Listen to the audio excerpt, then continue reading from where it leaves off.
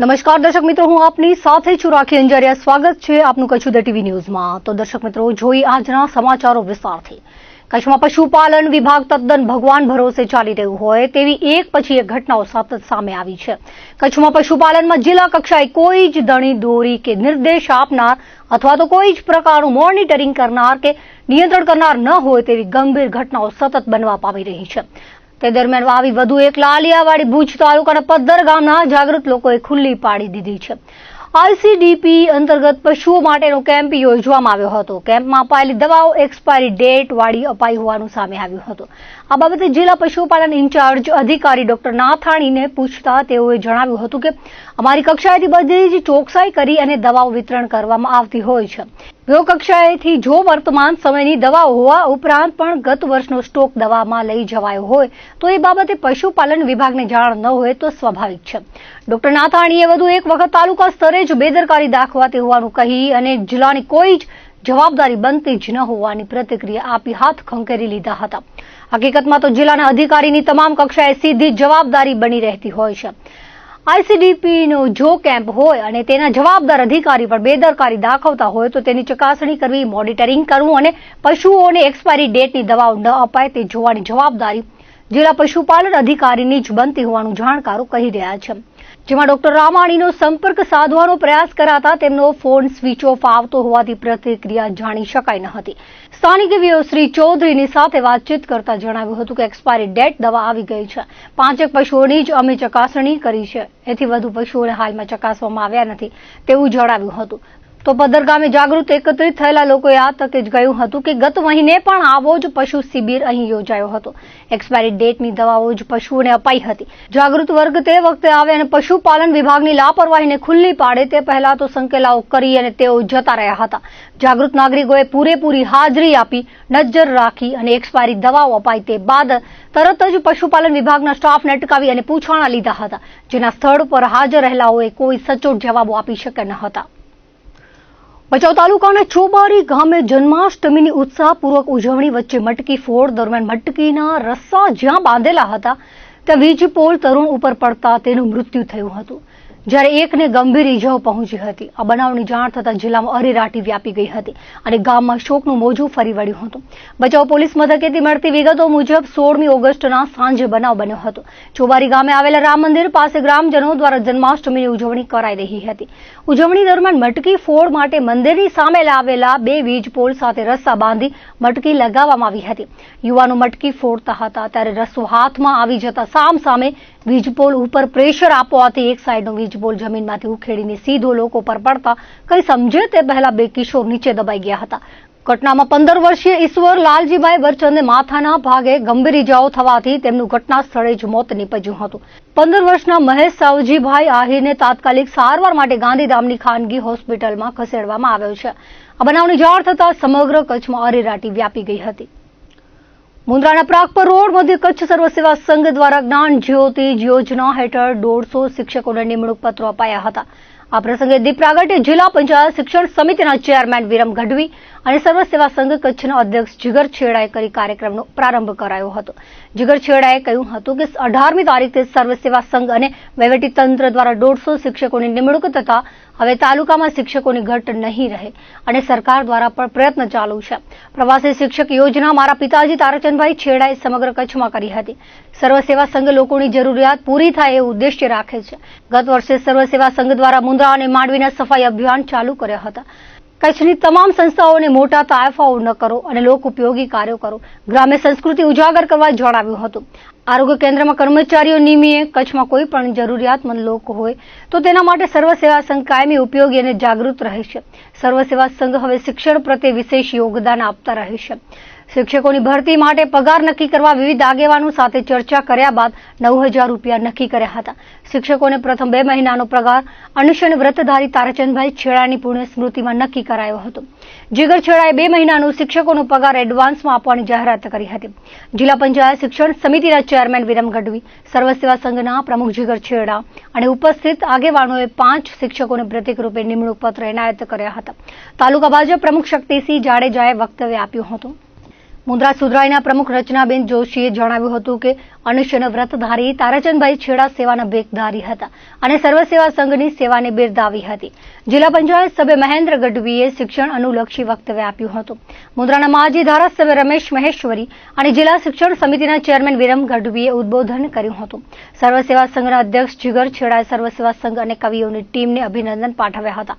આ પ્રસંગે મુન્દ્રા સુધરાઈ પ્રમુખ રચનાબેન જોશી, તાલુકા ભાજપ પ્રમુખ શક્તિસિંહ જાડેજા, જિલ્લા ભાજપ મંત્રી વાલજીભાઈ ટાપરિયા, રમેશ મહેશ્વરી, પ્રદ્યુમનસિંહ જાડેજા, દેવસિંહ પાતારિયા, કિશોરસિંહ ચુડાસમા, ભાવેન્દ્રસિંહ જાડેજા, એચવી જાડેજા, ગૌરાંગ ત્રિવેદી, રામ ગઢવી, કિશોરસિંહ પરમાર, ડાયલા લાહી, ધંબા ઝાલા, અરવિંદ પટેલનું સન્માન કરાયું હતું.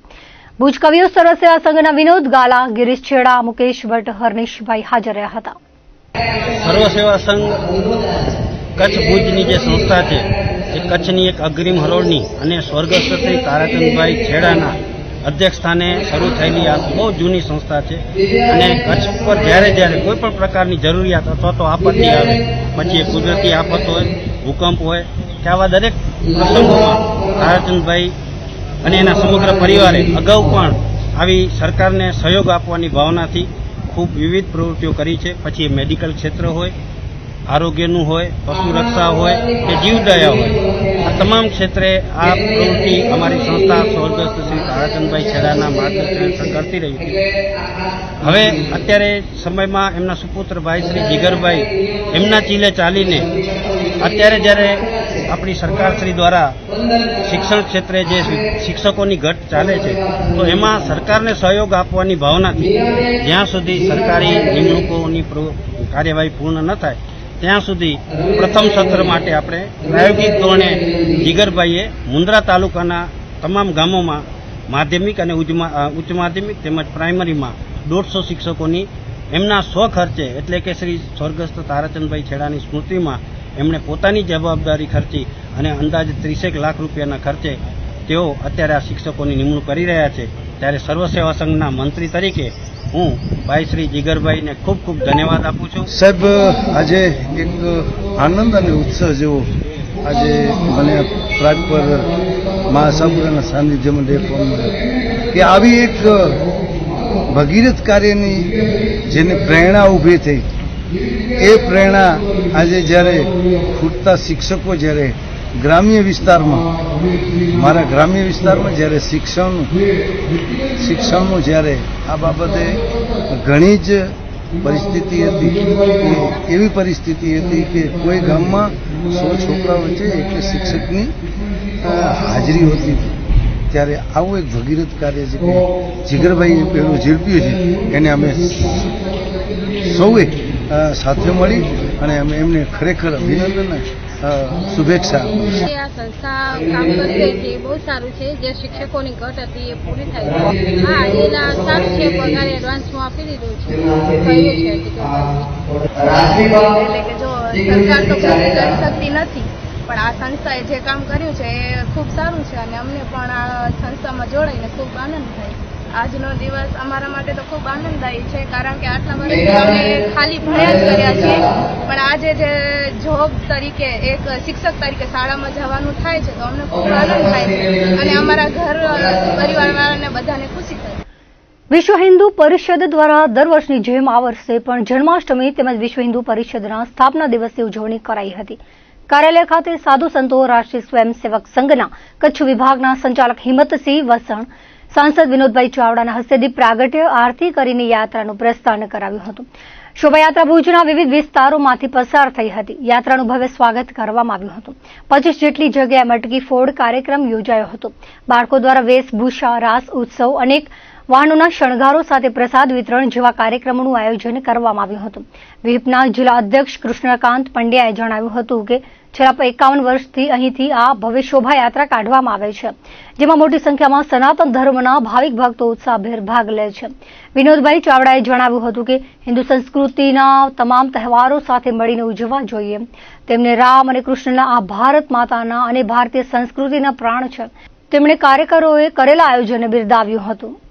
કચ્છના ભુજ મધ્યે શિરોમણી રાય મંદિરથી છેલ્લા 51 વર્ષથી સતત અહીંયાથી શોભાયાત્રાનું આયોજન વિશ્વ હિન્દુ પરિષદ દ્વારા અહીંયા કરવામાં આવે છે.